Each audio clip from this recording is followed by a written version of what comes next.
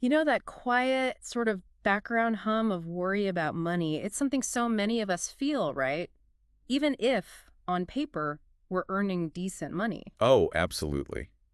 It's a strange thing. Yeah, it's like this weird taboo. We might brag about a great stock pick, but we don't really talk about the daily stuff, like feeling guilty about grabbing a coffee or that nagging feeling we aren't making, smart money choices. Hmm. It always feels like fixing a problem, doesn't it? Like money management is this remedial thing you do when things get tight, not something proactive you actually like own. Right. Reactive rather than proactive. Exactly, but what if you could actually change that? What if you could dial down that worry and feel genuinely in control? That's the goal. Well, today we're doing a deep dive into exactly that. We're looking at your financial life through the lens of Monika Halan's fantastic book, Let's Talk Money. And this isn't about getting rich quick schemes or anything like that. No, definitely not. It's about building a solid, proven system, something almost hands-free that simplifies things and honestly just empowers you. That's such a key point. So many people focus on finding the one best investment, Hmm. chasing the highest return. Yeah. But, as the book really highlights, true financial fitness, it comes from building a system, Mm. a whole structure, Mm. not just isolated decisions. Okay. So we're going to try and show you how to shift from maybe feeling a bit guilty or overwhelmed about finances to feeling confident and having real clarity. Doesn't matter where you're starting from. Right. Think of this as maybe a shortcut to understanding why finance often feels so complicated and how you can actually cut through the noise and jargon. Okay. I like the sound of that. Let's unpack it. Let's get started building your own money box. Let's do it. So to kick things off, let's talk about the core idea in Monika Halan's approach. Thinking of your financial life as this money box. Hmm. Now, often we immediately think, okay, what investments go in the box? Land, stocks, pension. But the book's really clear that deciding what to invest in, that's actually not the first step. Exactly. That comes later. A really effective money box starts by streamlining your cash flow. It's about putting safety nets in place before you even think about the more, let's say, aggressive investing. Okay. The author points out a super common problem. We just don't know where our money's going. Yeah. Or we feel like, there's nothing left over to save anyway. Right. That feeling is so familiar. And a lot of budgeting methods, Yeah. they feel like, well, like homework, don't they? Writing down every single rupee for milk, eggs, coffee. It's tedious. Yeah, you do it for a week, maybe two, then just stop. Or you become obsessive about it. Neither is ideal. So this is where it gets really interesting. Halan suggests a system she calls the least troublesome method. It's simple, but sounds powerful. It automatically separates spending from saving. Can you walk us through that? It's based on something called mental accounting. Yeah, mental accounting, it sounds fancy, but it's really just about the psychology of naming things. She uses this funny analogy, would you eat a chicken if you'd named it Chico? Yeah, probably not. It suddenly has an identity. Exactly. It makes it harder to just, consume it without a second thought. So she applies that to bank accounts. She suggests having 3 specific ones. Okay. First, your income account. Think of this as the main tank, the sump, where all your money flows in salary, bonuses, maybe gifts, refunds, rent if you get it, dividends, everything. Got it. One big pot. Then second, the spend it account. This is purely for your monthly expenses. And here's the crucial bit. Within, say, 30 minutes or maximum a day of your salary hitting that income account, Yeah. you move your estimated monthly spending amount into this spend it account, just your budget for the month. Okay, so you decide up front how much you plan to spend. Right. And then third, the invested account. Hmm. Whatever cash is left sitting in your income account after you've moved money to the spend it account, that gets transferred straight here. Ah, I see. So the saving happens almost automatically. Pretty much. So practically speaking, what does this mean for someone listening? Halan suggests just trying this for 3 months, right? Yeah, just practice it. See how it feels. You watch your spending from the spend it account, and you might need to adjust that monthly transfer amount up or down a bit as you figure out your real expenses. Okay. But the real magic, she says, happens when that invested account starts to build up. You see the number growing. And the label itself, invested, actually makes you hesitate before dipping into it for like a random splurge. Interesting. It forces a kind of honesty with yourself. Totally. You can't really hide your spending habits anymore, and you get a really clear picture of how much you can actually save. It builds that capacity visibly. Okay. System in place. But what about those bumps in the road? Once that cash flow is running smoother, the next step in building this robust money box is those safety nets. Crucial. Absolutely crucial. Because a lot of us hold back from long-term investing because we're worried, right? What if I need the money suddenly? What if it's all tied up? That's a huge psychological barrier, and it leads directly to the need for an emergency fund. This isn't investment money. It's your cushion. It's critical because it gives you breathing room, mental space. If a crisis hits, job loss, medical issue, big unexpected bill, you can think clearly. You're not forced into bad decisions like selling your house cheap or cashing out investments at a loss. Okay, so how much should be in this fund? Is there a rule of thumb? Yeah, the general guideline is about 6 months worth of your essential living costs. And the simple way to estimate that is to look at what you transfer each month to your spend it account and multiply that by 6. 6 times the spend it transfer. Got it. But that figure isn't set in stone, is it? It depends on your situation. Not at all. It's adaptable. For instance, if you're in a lower risk situation, you have double income household, no kids, both stable jobs, maybe 3 months worth is enough. Okay. But if you're the sole earner supporting a family and you have significant loan payments, EMIs, then having up to a year's worth of spending saved provides much more security. It's about your personal risk level. And where do you keep this money? Not under the mattress, I assume. No, probably not.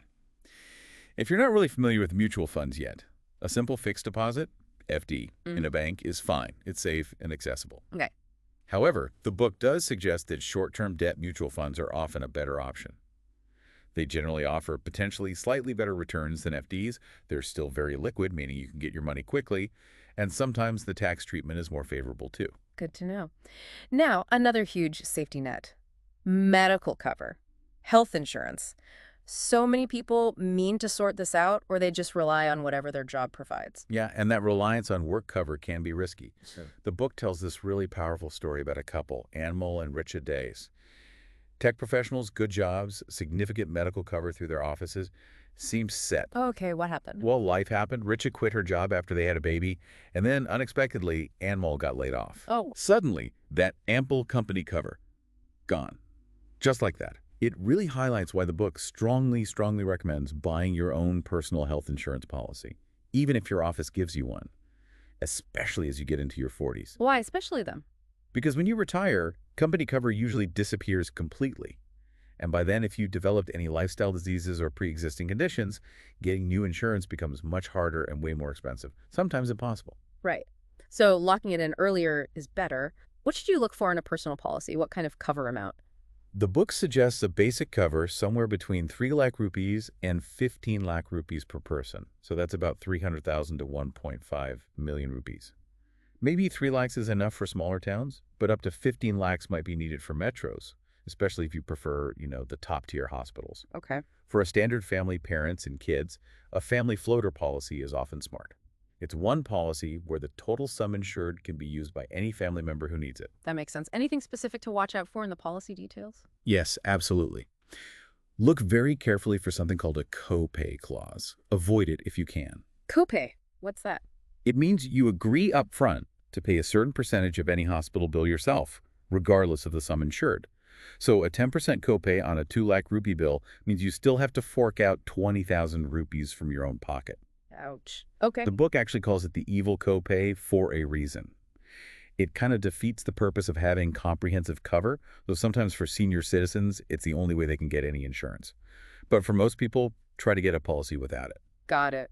And check exclusions too, things that aren't covered. Definitely. Read the fine print on exclusions, specific diseases, waiting periods for certain conditions, types of treatments not covered. Health insurance can be complex, so the book even suggests looking at independent ratings, like the Mint Secure Now Metaclaim ratings, to help compare policies. Okay, that's helpful. And beyond health insurance for hospital bills, you mentioned another layer, a personal accident policy. Indeed. This is often overlooked. While your health insurance covers the medical costs if you're hospitalized, a personal accident policy pays out a lump sum if an accident leaves you temporarily or permanently disabled. Ah, so it covers the impact of the accident on your life and earnings, not just the hospital bill. Precisely. The author makes the point that statistically, you're more likely to break a leg than die. This policy helps prevent you from having to drain your savings or emergency fund if you're unable to work due to an accident. It's an extra layer of security on top of good health cover. Makes sense. Building layers of protection. Okay, let's shift gears to life insurance. This feels like an area where things get really murky for people. Oh, definitely. So many products get pushed that sound like they do everything: investment, tax saving, security, all rolled into one. Yeah, the book tells that story about Kanchan, right? Yeah. She thought she was buying a simple 2-year fixed deposit. And ended up locked into a 15-year unit-linked insurance plan, a ULAP. Exactly. It's a really common trap, this bundling of insurance and investment. So let's cut through that. What is the real purpose of life insurance, according to the book? It's incredibly clear on this. There is only one reason: to protect your family's financial future. If you die unexpectedly, prematurely, Okay, one reason only. that's it. Imagine you're suddenly not there. Your income stops. Can your family still pay the bills, the home loan EMI? Can your kids still afford higher education? Life insurance is there to replace your lost income and cover those essential needs and debts. So it's about income replacement and clearing debts. It's not an investment strategy in itself. Precisely. You need enough cover so your family can maintain their lifestyle and clear all outstanding loans: home, car, education, even credit cards. And the book strongly, strongly recommends using a term plan for this. A term plan, explain that. It's the simplest, purest form of life insurance. You pay a premium, and if you pass away during the policy term, say 20 or 30 years, the insurance company pays a lump sum, the sum assured to your family, your beneficiaries. That's it. No investment component, no maturity value if you outlive the term. Pure protection. Why don't we hear about these more often from agents or banks then, if they're so straightforward? Well, because they're cheap. And cheap means low commissions for the people selling them. Ah, Think about it. A healthy 35-year-old can often get a 1 crore rupee cover that's 10 million rupees for a 25-year term for maybe just 8,000 to 10,000 rupees a year. yeah. It's incredibly affordable. Wow, that's much less than I would have thought. Exactly. Now, compare that to those bundled products like endowment plans or money-back policies. They promise returns, tax breaks, but the actual life cover you get is usually tiny, often just 10 times the annual premium you pay. So you pay way more, get way less actual insurance. Yep. And the returns they promise, the book calls them pathetic. They average around 3%, rarely getting above 4% per year. When you factor in inflation and the high costs, these products often end up destroying your wealth over the long run, not building it. Okay, so the big takeaway here is crystal clear. Separate insurance from investment. Keep them completely distinct. Absolutely. Yeah. Day you grasp that and start acting on it, that's the day you take a massive step towards real financial security. You start choosing products for the right reasons, for their actual purpose. And when should you buy a term plan? As soon as you have dependents, people who rely on your income, or even if you anticipate having dependents soon, like if you're getting married, the key is the younger and healthier you are when you buy it, the cheaper the premium will be. And you can often lock in that low premium for the entire policy duration. So starting early saves money in the long run. Definitely. That 1 crore cover we mentioned might cost 8-10K for a 30-year-old. But for a 45-year-old, the same cover could easily cost more than double that, maybe 20-25K a year or more. Big difference. And when do you not need life cover? 2 main situations. 1, if you genuinely have no dependents, nobody relies on your income financially. Or 2, if you've reached financial freedom, meaning your investments generate enough income on their own to support your lifestyle, so you don't actually need to work anymore. At that point, your assets themselves provide the safety net, and the need for income replacement insurance disappears. Right. That makes sense. Okay, so we've got the cash flow sorted. We've built the safety nets emergency fund, health cover, accident cover, life cover. Now we've laid the groundwork for the part everyone gets excited about, investing. Finally, yes. But this is where a lot of people get stuck again, isn't it? Thinking, I'm not rich enough, or it's too complicated, I don't know where to even start. It's such a common mental block, like thinking you need to be perfectly fit before you dare step into a gym. It's backwards. Huh. Good analogy. The author makes the point that your emergency fund and your insurance policies, they act like your financial seatbelt. Okay. Because they're in place, you don't need to keep all your money instantly accessible just in case. That seatbelt reduces the risk of needing cash urgently, which allows you to invest for the longer term, where you can ride out the inevitable market ups and downs. Yeah. So the safety nets actually enable confident investing. Precisely. They minimize the risk that short-term market volatility poses to your long-term goals. So how does the money box structure help us think about where to put investment money?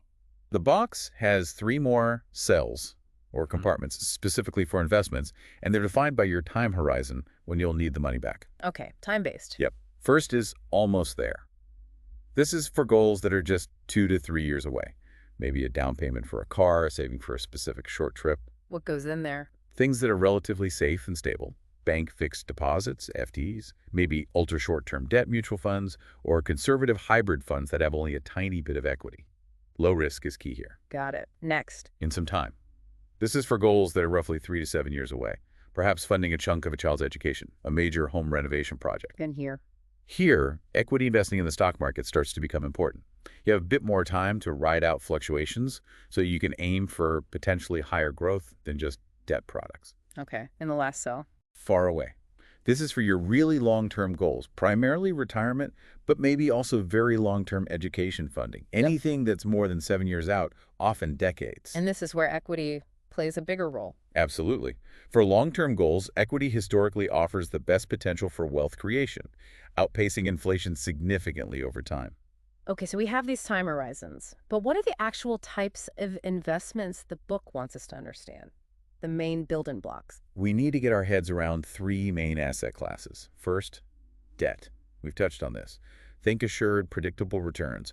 Bank FDs, government bonds, certain types of debt mutual funds, good for stability, capital preservation, not so much for high growth. Okay, debt. What's second? Gold. The book acknowledges that in India, there's a real gold fixation, right? Definitely. It feels culturally ingrained. It is. But the advice is to be quite moderate. Keep maybe only 5% to 10% of your total investment portfolio in gold.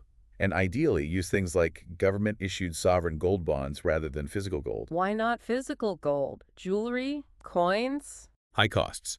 Making charges on jewelry, storage costs, potential purity issues, and selling physical gold often involves a discount. Gold bonds track the gold price, pay a small interest, and avoid all those hassles. Okay, so debt, gold. What's the third? Real estate. Yeah. Owning property. Now, many people see this as the ultimate safe, sure thing investment. Yeah, buy land, they're not making any more of it, etc. Right. But the book offers a strong counterpoint. It shares this story of a man who bought a flat in Gurgaon purely as an investment.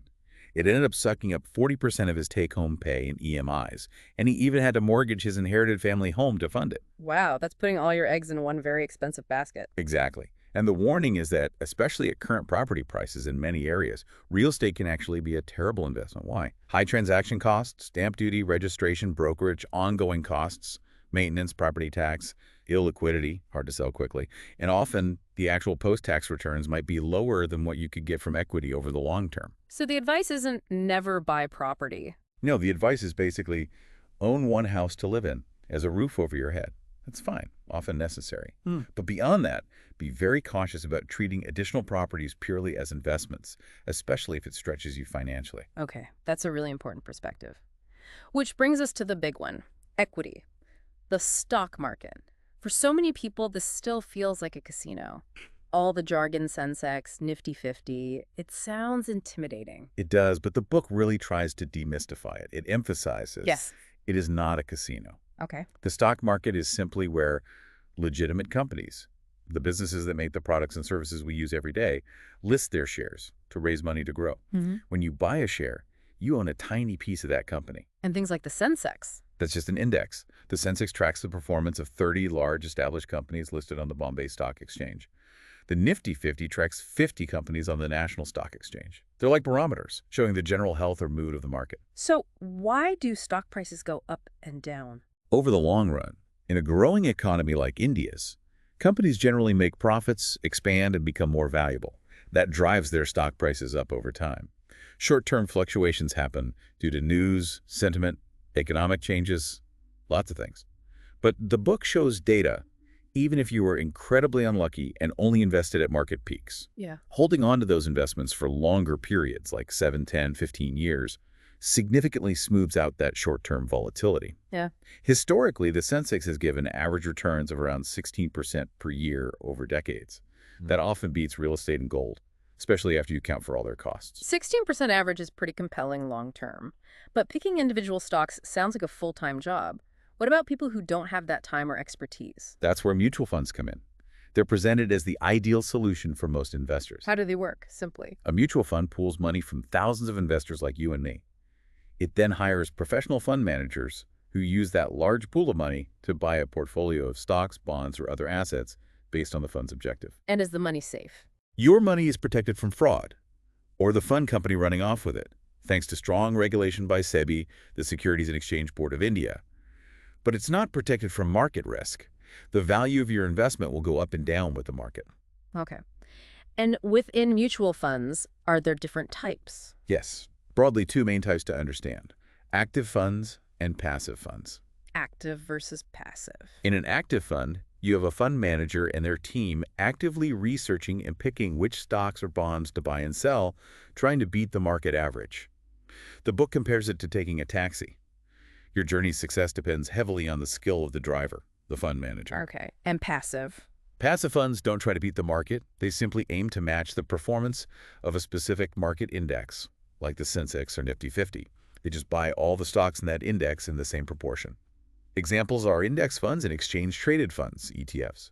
The book likens these to public transport: efficient, predictable, and, crucially, much cheaper. Cheaper? How so? Because there's no need for expensive research teams trying to pick winners. They just replicate the index.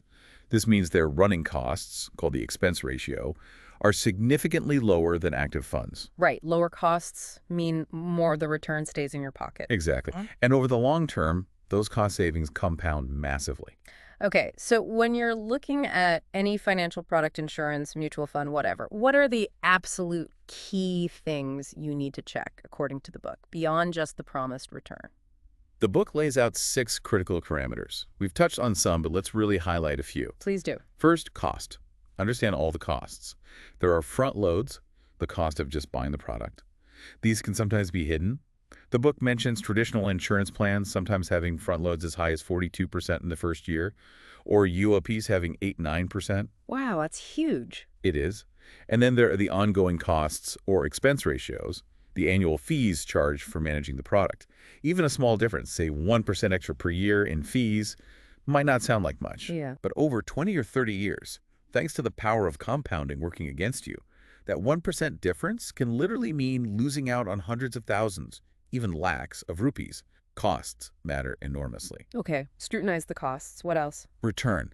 Don't just accept absolute numbers like your 1 lakh became 5 lakhs. Always ask for the annual percentage return, or GKR compound annual growth rate. That 1 lakh becoming 5 lakhs sounds great, but if it took 30 years, that's only about 5.5% per year. Not so impressive. Right, context is key. And compare the return. How did it do against its benchmark index? How did it do against similar products in its category? Also, beware of bonuses promised in traditional insurance plans. The book warns these are often just a way to obscure very low underlying returns. Good point. Costs, returns. What else is critical? Exit costs. What happens if you need your money back early? Are there penalties, surrender charges, lock-in periods? Understand the cost of flexibility, or lack thereof. Makes sense. Investment horizon. This is huge. Is the product designed for short-term needs or long-term growth? Using a long-term product like an equity fund for a goal that's only 2 years away is incredibly risky. You must match the product's nature to your time frame. Don't use a hammer to fix a watch. Exactly. And finally, taxation. How will the returns be taxed? Interest income, dividends, short-term capital gains, long-term capital gains. They all have different tax rules. Tax can take a significant bite out of your final return, so you need to factor it in. Costs, returns, exit, horizon, tax. Got it. That's a solid checklist. Now let's talk about that faraway sell in the money box. For most people, that means retirement. Yes, the biggest long-term goal for many. Achieving what the book calls financial freedom. And how does it define financial freedom? Is it just having a massive pile of cash? Not necessarily about a single number. It's defined as having enough assets investments that generate sufficient income on their own, so you no longer need to work for a living. Okay, income from assets covers expenses. Right. And interestingly, the author points out that just stopping work and chilling forever isn't usually the ultimate goal. Studies show finding meaning, maybe through part-time work or volunteering, often ranks higher for happiness than just having loads of money. True. So how do you figure out how much you need for this financial freedom instead of a fixed target? A more practical approach is using an expense multiplier. Yeah. Figure out your current annual expenses, what you realistically spend in a year right now. Okay. Then project that forward, factoring in inflation. The book gives an example. If you spend, say, 6 lakh rupees a year today at age 30, and inflation averages 6%, Yeah. by the time you're 60, you'd need over 34 lakh rupees per year just to maintain the same standard of living. Inflation is a powerful force eroding purchasing power. Whoa. 34 lakhs a year. That sounds like an absolutely massive amount to save. How do you even approach that? Are there milestones? It does sound daunting, which is why starting early is key. Yeah. But yes, the book provides some helpful rules of thumb, linking your retirement savings target to your annual income at different ages. Okay, like what? Rough guidelines are: by age 40, aim to have saved about 3 times your current annual income, specifically for retirement. 3 times income by 40. By age 50, aim for 6 times your annual income. 6 times by 50. And by age 60, the target is around 8 times your final annual salary saved up. 3x, 6x, 8x. Okay, that gets concrete targets along the way. It really highlights the benefit of starting savings sooner rather than later. Hugely. Compounding needs time to work its magic. So how do we actually build that habit of saving consistently year after year to hit those kinds of targets? It goes right back to that foundational cash flow system we talked about at the start. The 3 accounts. Yes. The key is removing the money you want to save, the money going into the invested account, before you get a chance to spend it. Pay yourself first, because cash sitting, easily accessible in your main bank account, or even in your wallet, it just tends to evaporate, doesn't it? Guilty as charged. Yeah. The book also offers a really interesting perspective on saving patterns throughout life. Your 30s and 40s might feel like a squeeze home loans, raising kids, expenses are high. Definitely feels that way sometimes. But your 50s, for many people, can actually be a period of high income and potentially lower expenses. Sure. The mortgage might be paid off, kids might be financially independent. Okay. A potential golden decade for saving. Exactly. The book suggests this is a prime time where you might be able to save a much larger chunk of your income, maybe 50%, 60%, even 70%. This can really accelerate your retirement savings and take some pressure off needing to save absolutely huge amounts when you were younger and perhaps more stretched. That's a comforting thought. And the book gives a really powerful example of what consistent saving can do, doesn't it? Even with a relatively small amount. It does. It shows that investing just 5,000 rupees a month, starting at age 30, and achieving a reasonable average annual return of 12%. Which is less than the historical Sensex average you mentioned earlier. Right, a potentially achievable long-term return. That 5,000 a month, consistently invested. By age 60, it could grow to an incredible 10.7 crore rupees. 10.7 crores from just 5K a month. That's mind-blowing. It really shows the power of starting early and staying consistent. It's the magic of compounding, plain and simple. Giving your money time to grow and generate its own earnings. Okay, so let's say you've done it. You've reached retirement, age 60, with your corpus. What does the book suggest you do with that money then? How do you make it last? It proposes a very practical post-retirement strategy. At age 60, you take your total retirement savings and corpus and you split it. Okay, how? Roughly 70% goes into something safe and predictable, offering a guaranteed or near-guaranteed return. Think FDs again, or maybe government schemes, or very safe debt funds. The goal here is capital preservation and generating steady income, maybe aiming for a return slightly above inflation, say 7% if inflation is 6%. Okay, 70% in safe stuff. What about the other 30%? The remaining 30% stays invested in lower-risk equity funds. Not aggressive growth funds, but maybe balanced advantage funds or large-cap index funds. The assumption here might be a slightly higher return, perhaps 10% over the long term. So why split it like that? Why keep equity in retirement? Because you need your money to keep growing to fight inflation over potentially 20, 30, even 40 years of retirement. The income drawn from the 70% debt portion will likely cover your initial expenses. In fact, the total return from both buckets will probably be more than your expenses at first. Creating a surplus. Exactly. You reinvest that surplus. This allows the 30% equity portion to continue growing relatively untouched for your later years, your really old age. It provides that long-term inflation protection and helps ensure your money doesn't run out, potentially lasting well into your 90s or even 100s. It's a dynamic plan designed to adapt as you age. That sounds really well thought out. Secure income now, growth for later. Okay, so we've built the box, filled it, planned for retirement. But it's not like building furniture, is it? You can't just build it and leave it. It needs maintenance. Absolutely not. It's not set it and forget it.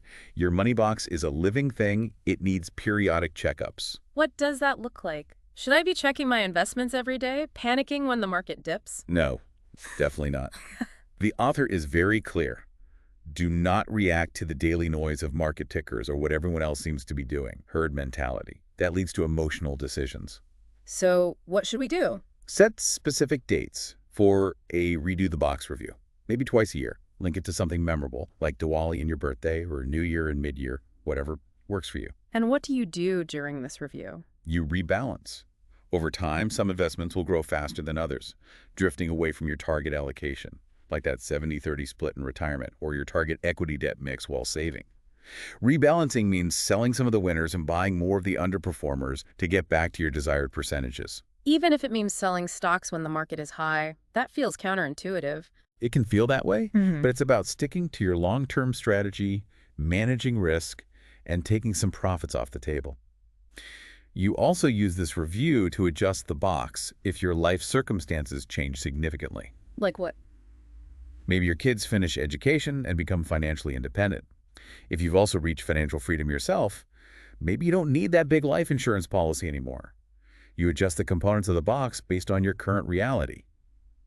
The goal is to have a system that works for you, freeing up your time and mental energy from constant financial worry. Freeing up mental energy. I like that. Now, speaking of long-term planning and maybe uncomfortable topics, Yeah. the book brings up making a will. Ah, yes.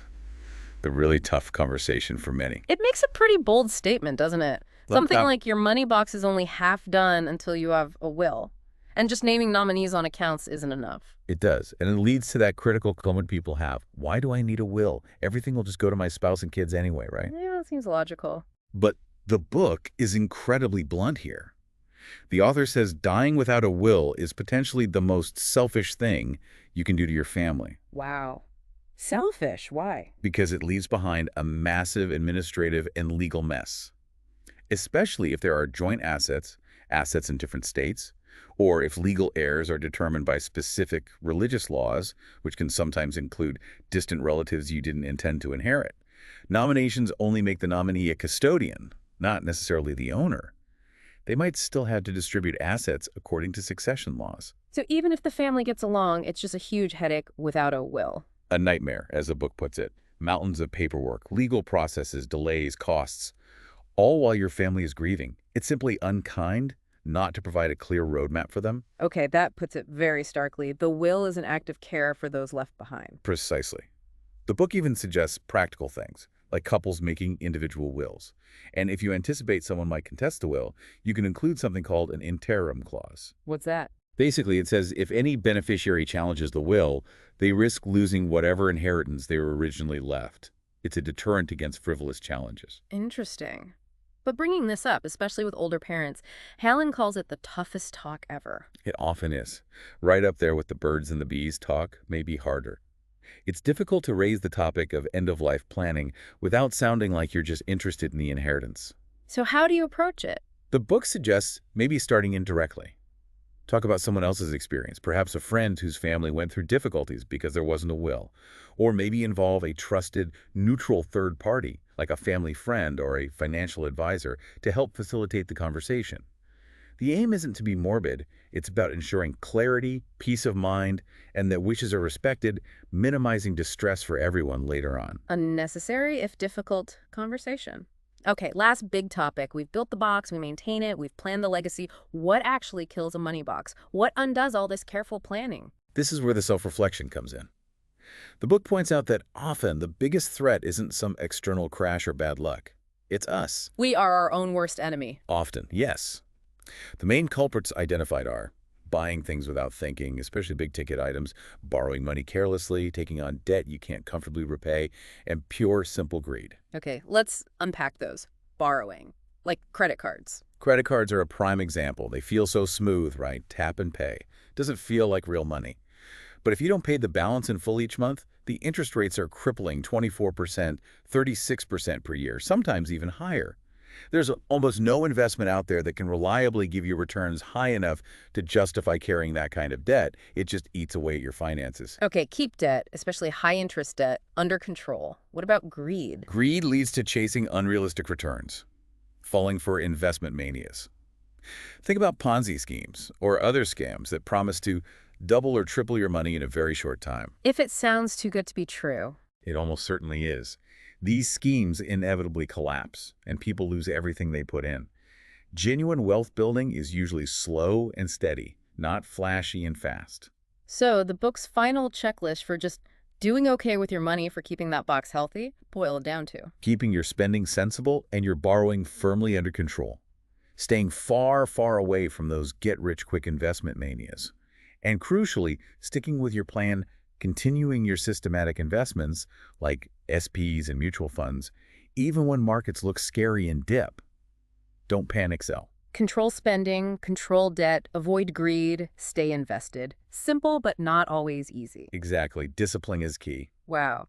Well, that was a really comprehensive deep dive. We've gone from the basics of cash flow through all the layers of protection into the world of investing, planning for retirement, and even leaving a legacy. Yeah, we covered a lot of ground. Our goal really was to try and demystify things, empower you with practical knowledge from the book, and show that while finance looks complicated from the outside, the core principles, the basics of building a solid system, they're actually quite manageable. It's about having a purposeful structure, not just reacting randomly to news or sales pitches. So, for everyone listening, what does this all mean for you?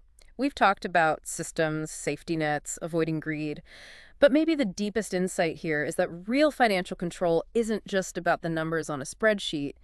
It's about freeing your mind, isn't it? Reclaiming a sense of peace from that constant low-level money worry. That's a huge part of it, reducing financial stress. So after this deep dive, think about this. What's your first step? Not just towards managing your money better, but towards genuinely silencing some of that worry. What's the one concrete thing you'll do, maybe this week, to start reclaiming that peace of mind? Remember, the power to make this work for you. It's entirely in your hands. Take that first step, whatever it is. We know you can do this.